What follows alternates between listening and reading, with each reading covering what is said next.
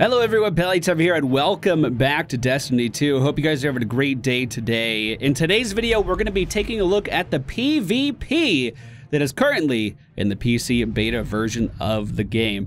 The only mode we have right now is King of the Hill. If you don't know what that means, there's 3 flags scattered around the map. If you stand next to the flag, then you capture it for your team.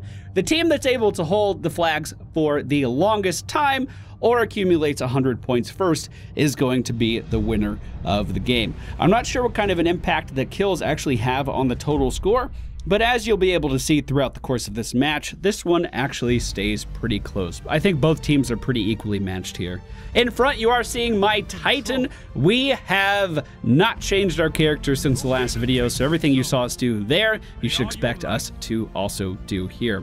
Now, I have been able to edit my talent build a little bit, so maybe you're going to see some new stuff here and there. But for the most part, we still build giant walls, and we still are able to throw our Captain America shield at our enemies, which I didn't know was a thing, by the way. Thank you for letting me know that.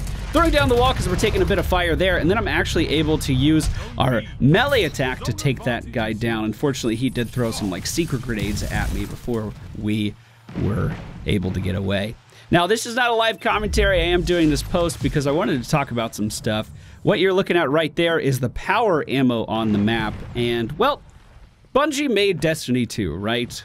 What was another game that Bungie made? The Halo series, one that I have a lot of time and committed a lot of my effort to back in high school. I was a semi-pro, you know, went to a few tournaments, did relatively well. As you can see on the map right now, I am trying to play defensive, and the reason for that is I want to be able to hold this point and secure that power ammo that's going to be spawning on the wall relatively soon. And you can see me checking the timer for that every now and then. That wall was actually an accident, but, you know, I thought I could use it maybe a little bit, but no, not really. Once that power ammo spawns, what it's going to allow anyone in the map to do is pick that up and then use their strongest weapon. And that is on a timer. Once you pick it up, the timer resets and it will start its cooldown again, and you'll be notified that you can pick it up in like a minute and a half or something. And the reason I wanted to talk about that is it feels very similar to what the professional players in Halo had to do in order to keep map control. They had to constantly be worrying about timers, and that's something that I did, I think, better than most other players in the game. Using that grenade launcher to good effect there, but unfortunately going around the corner, we were shot in the face by the other team's power weapon. Doomfist on the enemy team ends up being a bit of an adversary to me. But in Halo, if you picked up a sniper, let's just give an arbitrary amount of time because I don't remember anymore, another sniper rifle would spawn in a minute and a half. If you picked up rocket launchers, it would spawn in a minute and a half. And the power-ups were on a 2-minute cooldown.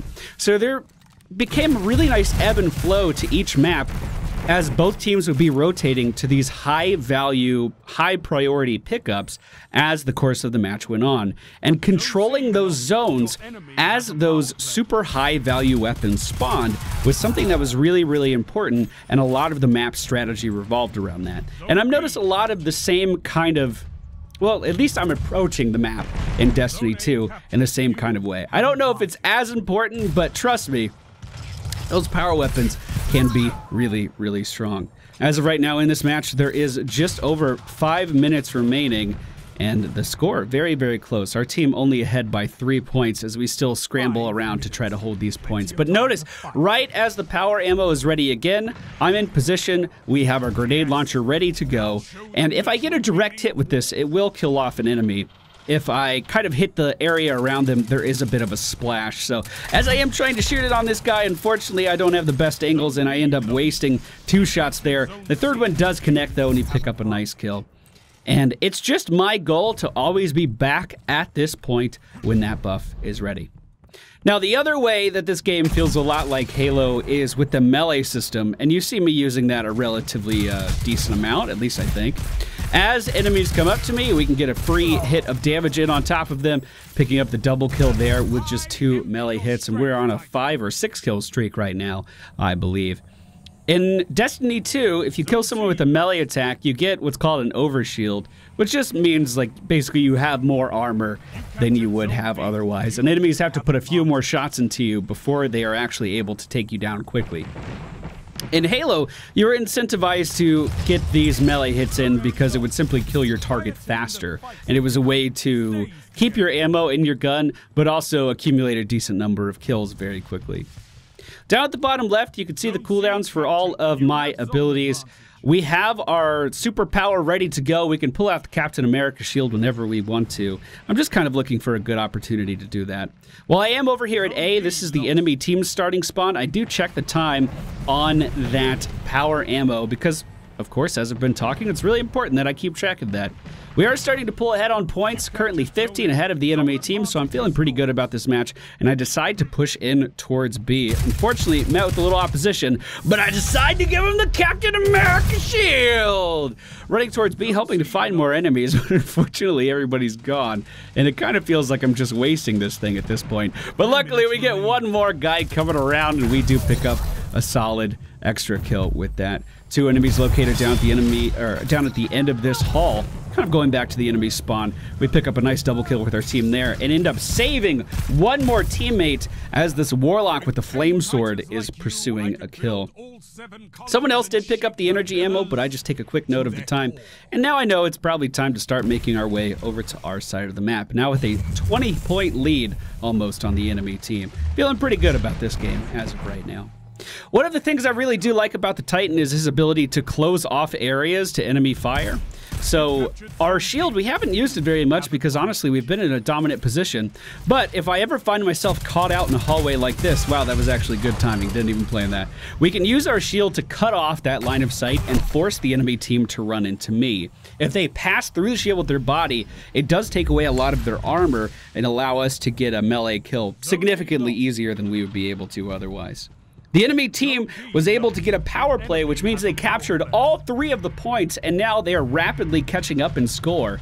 We are only 5 points ahead now and scrambling to take over any objective on the map. I hear fire all around the other sides of the map, so I make my way over to A, thinking it's going to be an easy cap until we get hit from the left side. Retreating behind cover, trying to look for an opportunity to fight back, and unfortunately, this scout rifle does fail me as I am once again flanked from behind by Doomfist, my one and only adversary in this match. The scout rifle feels really good in this game, actually. I talked about it a little bit in the last video where we were doing the first mission, but it incentivizes you to really take your time and try to get your shots down. Make sure you're being accurate. But if you are able to do that, it actually deals quite a bit of damage, and it seems like you can really burst people down before they're able to kill you with weapons like the SMG or the auto rifle. At least that's my first impression.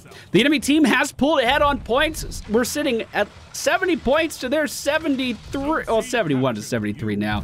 The grenade does go out. Unfortunately, that guy doesn't walk into it all the way. I do manage to kill him with a melee attack as he is on B, getting the overshields and using those shields to trade into Doomfist down at the end of the hall now. Unfortunately, he did break line of sight. What you're seeing floating there, I believe, are secret grenades that I'm trying not to move into. Once again, using the shield, as I was at a very big disadvantage there with my armor going down. Unfortunately, Doomfist does come in and hit me with the Doomfist. The enemy team 1 point ahead, only 20 seconds remaining here in this fight. They are not far ahead at all, and we are scrambling to get any objective. We do capture C. Unfortunately, they captured B from us. I'm moving in with the remaining 5 seconds of the game, trying to make something happen here. But unfortunately, it looks like the enemy team is going to win this match.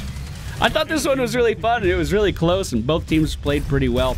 But it also showed off some of the things I like about the Titan, and it gave me an ample amount of time to talk about some of the similarities that I noticed between this game and the earlier Bungie titles that I grew up on. So we ended up with a 3.6 KDR, which is not bad at all, and I really enjoyed this match. This game's shaping up to be pretty fun.